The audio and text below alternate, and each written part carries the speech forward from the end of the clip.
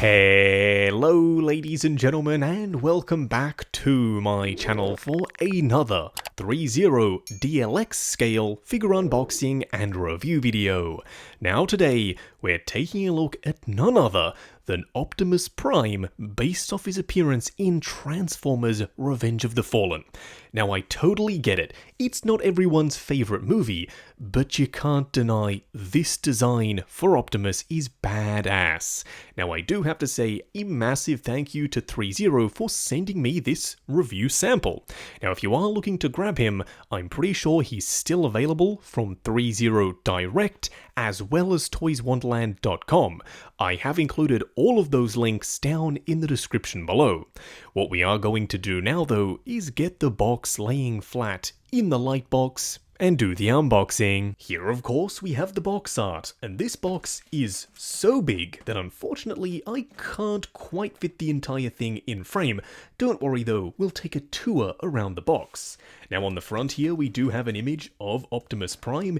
It looks so good that I thought this was a CG render, but under closer inspection, no, that's the figure himself. We do have Transformers Revenge of the Fallen as well as Optimus Prime, plus a massive Transformers logo that spans the entire height of the box. We do also have Optimus Prime once again on the side, as well as his iconic flame decals, and then another image of the figure himself. Now you can flip up the front cover to get a sneak preview, but we're not really here to do that. Instead of trying to wrangle this on camera, I have a little bit of an easier way to do this unboxing. And here we have him in his clam tray with Optimus Prime front and center.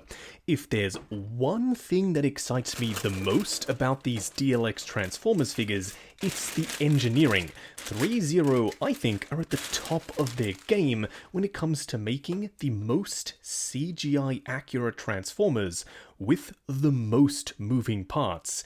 And as you can see already, this guy is looking fantastic. But he does come with one tray up on top and another down below. So what we are going to do now is get all of his accessories laid out in the light box and take a closer look at everything he comes with. Here we have all the parts and pieces. Now starting off with the display base first, this is the very same style of base we've been getting with the rest of the line. I love the Transformers Revenge of the Fallen on the front. Very simple, gets the job done. It's nice and thin, very lightweight, and not overly large. It also has a ton of sculpted in tech detail, and there's even some clever engineering in the stand arm. You have a locking mechanism, so it can move up and down, then locks very sturdily into place. You do have this piece which pegs directly into Optimus, and you actually have to remove it entirely, and you can see some teeth on the inside. So when you do go about reinstalling it, you have to lock it in, so it's not going to move and droop down. You also have this ladder section up the top that can pull up, but not, again, droop down over time. To retract it, you simply push the button and slide it back into place. A very well-engineered display base for a very well-engineered figure. Now you do get some weapons. You get two of these Energon blades, which are identical to one another. You have some awesome silver dry brushing on the metal sections, some Cybertronian glyphs, and also a mix of translucent orange and some matte orange as well. These glow a treat under the right lighting conditions, and you will see them on Optimus later on in the video. You also get two ion blasters. These things look gorgeous. There's a ton of texture on the surface, including what appears to be some rust or oil stains, and as I said, you get two, but they're not identical. You do have this section on the back, which is an additional part. It can be removed and then actually placed on the blaster on the other side. It's universal. Basically what this does is make it look like the blaster has formed out of his arm versus simply being held in his hand. You do have a trigger, and you still have to peg the hand on there first anyway, but it's a neat effect, and again, you will see that on him. He also comes with an interchangeable mouth. This isn't my favourite part of the figure, but it is something that is accurate to the movie. Lastly, you get a full array of robotic hands. I'm hoping that one day, just like their premium line, they give us some fully articulated hands in this smaller scale, but for now they're all pre-sculpted, and that means they're nice and sturdy, so I'm not going to complain. They're also made of a rubbery style plastic, so you shouldn't have to worry about them being damaged if you happen to bump into one of his fingers. What we are going to do now, though, is get Optimus Prime himself out here and take a closer look. Here we have him standing straight up and down in the light box, no crazy poses or accessories or anything like that. And oh boy, this is something else entirely. Threezero, y'all have just leveled up. Now they've made some fantastic figures in the past, but from an engineering perspective, from a diecast perspective, and also from a painting process perspective, this guy is just straight up next level. There's no other way that I can describe him. He has truly blown me away. Now let me get this out of the way here and now. No, he cannot transform. If you want a transforming Optimus Prime, there are a ton of options on the market. But if you want one that's fully, truly CGI accurate down to all the little bits and pieces, including the overall look and proportions, this is it. So if that's what you were hoping for, that you could convert this into a truck, I apologize. It simply can't do that in the same way that a Transformers statue can't. And if that makes sense for Transformers collectors, then I don't know why fully articulated figures can't. It's always perplexed me. What we are going to do now, though, is take him off the rotating turntable, punch in, and take a closer look at the details. Here we have him, up close and personal. Honestly, kudos to the design team over at Threezero, because this might just be their most complex DLX figure to date. He's also extremely hefty. There is a ton of diecast in here, and there are a ton of moving parts and pieces. But before we talk about any of that, let's talk about the head sculpt first. Now you do have two options, as we discussed earlier in the accessories segment, the battle mask or the mouth. Now I know the mouth is iconic for this particular version of Optimus, but I've gone with the battle mask. I will swap it out though in just a second so you can see what the mouth does look like. Now he does have his LED eyes turned on. They are rather small, but it's a neat effect. They're blue and they are quite vibrant. Now let's talk about the paint applications, the finish if you will, because this thing is gorgeous. The entire figure is covered in metallic paint, and then over the top of the metallic, you have a surface pass of weathering. There's some dirt and grime, there's chipping on the edges, and the reason they did that was back in the day in 2007, CGI wasn't quite where it is today, so they kind of had to cheat to make these look realistic. So if they were all perfectly smooth and glossy and pristine, they wouldn't have worked. There's something called the uncanny valley, and this would have had that effect. They had to go to town with the surface detail to trick the eye into believing that these could be real. And that's why, when you go back and watch the 2007 Transformers movie even today, it looks incredible. So too does this Optimus Prime. Now let's talk about the moving pieces, because there are a ton. You've got some pieces up the front here. The little doors with the wing mirrors can move around, even down on the abdomen section. These gold pieces can swivel and get out of the way for articulation. The tires can rotate and move, and they are made of a rubbery plastic. You've got some flaps up the back here which can move as well. You can also detach this piece, which is the port that the stand does peg into if you want to have Optimus in the air. You also have these sections which can move out of the way, and then you have a bunch of moving parts at the feet as well. So trust me, when you get this guy, don't just go ahead and pose him immediately. Spend some time familiarizing yourself with the various joints. Now you do have multiple layers of detail. As you can see, tucked underneath these panels, there are a bunch of mechanical parts and pieces which look great. They are mostly hidden, but they are still all picked out in some gorgeous paint. You also have some panels which can detach, as you can see right there, and they are still painted underneath. I'm pretty sure those detachable parts and pieces are to facilitate the combination with Jetfire, because if you remember in Revenge of the Fallen, that's exactly what happened. He combined with Jetfire in the desert, so you will be able to recreate that when Jetfire eventually does come out, and I'm very excited to see him. Now Optimus does have a couple of gimmicks, starting off with the swords. You can see there is a little port right there that when you bring in the sword, it literally just pegs into. Now it is a very secure connection. I would suggest giving it a little bit of a wiggle when you're trying to pull it in and out. You don't want to destroy the little handle on this sword. But yeah, it's a very convincing effect, and I love the way it looks.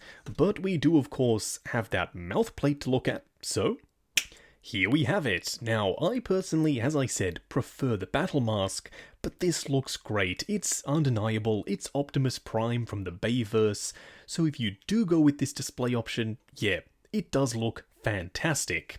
I've also taken the liberty of installing his Ion Blaster.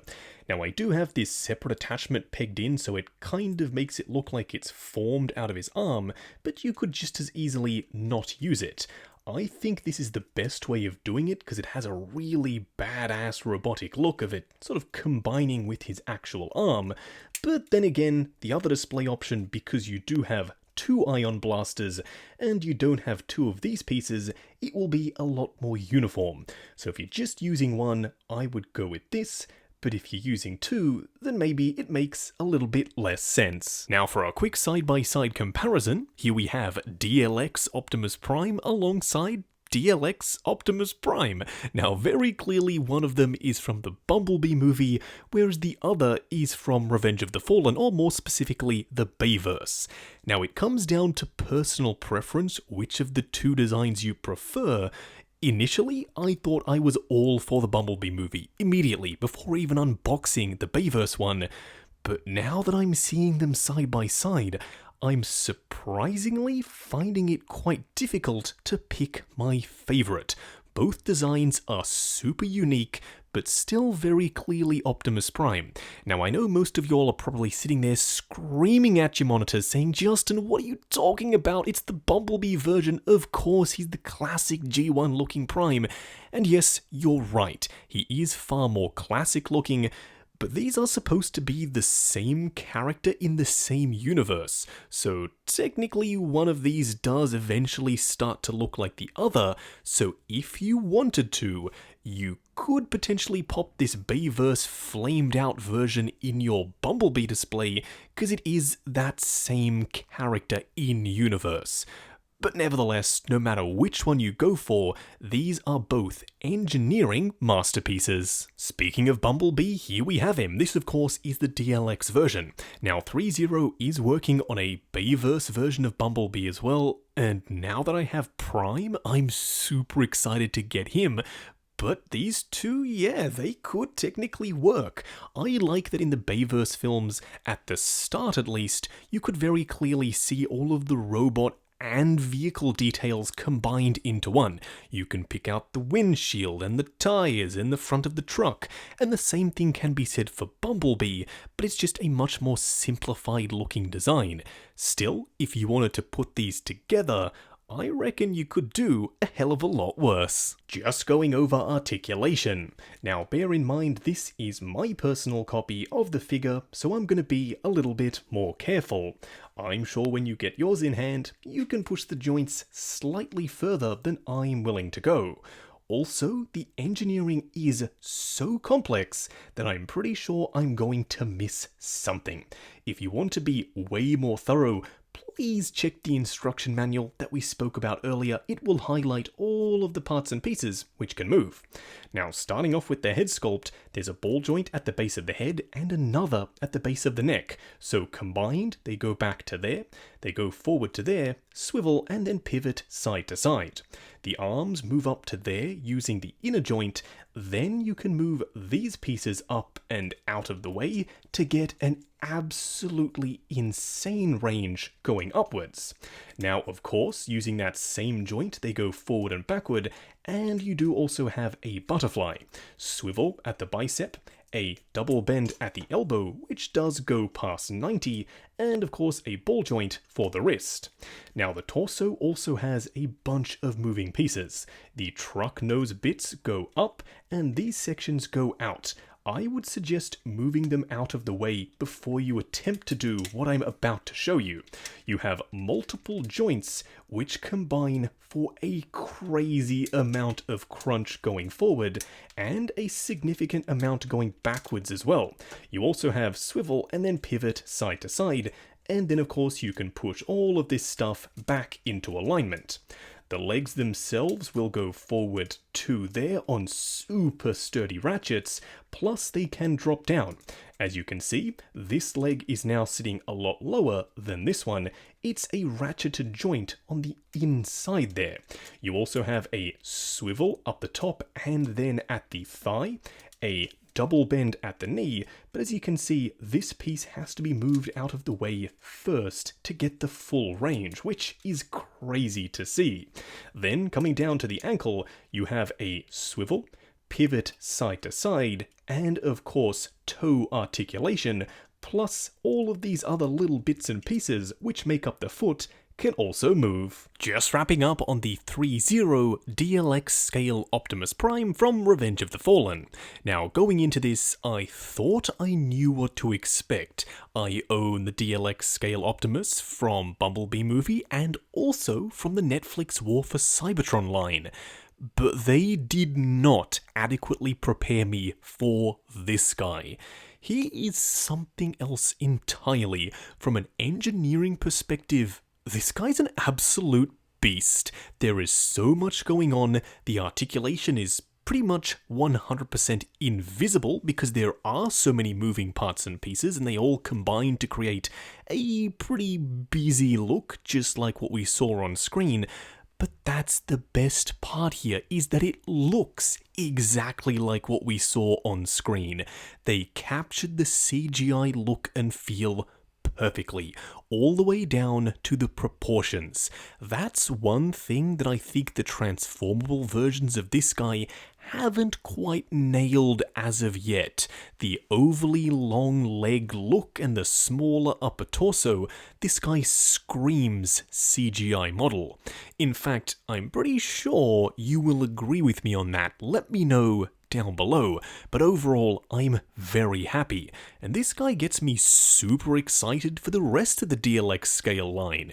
If you'd asked me initially if I'd want more Bayverse figures or more Bumblebee figures, I would have immediately said Bumblebee all the way, and I'm tempted to still say that, but with the super complex designs of the Bayverse Transformers, I reckon Threezero could nail it, and they'd love the challenge. So please, the folks over at Threezero, give it a go. I'd love to see what else you can come up with from the Michael Bay movies. Now, if you are looking to get this guy, I'm pretty sure he is still available from Threezero Direct and Toys Wonderland. Link will be, of course, down in the description below. While you're down there, check out the link to 6 Scale Network, the Facebook group. Come along, chat figures, share photos of your collection, and of course, see what's coming up next on the channel. Like, comment, and subscribe, and we'll catch you in the next video.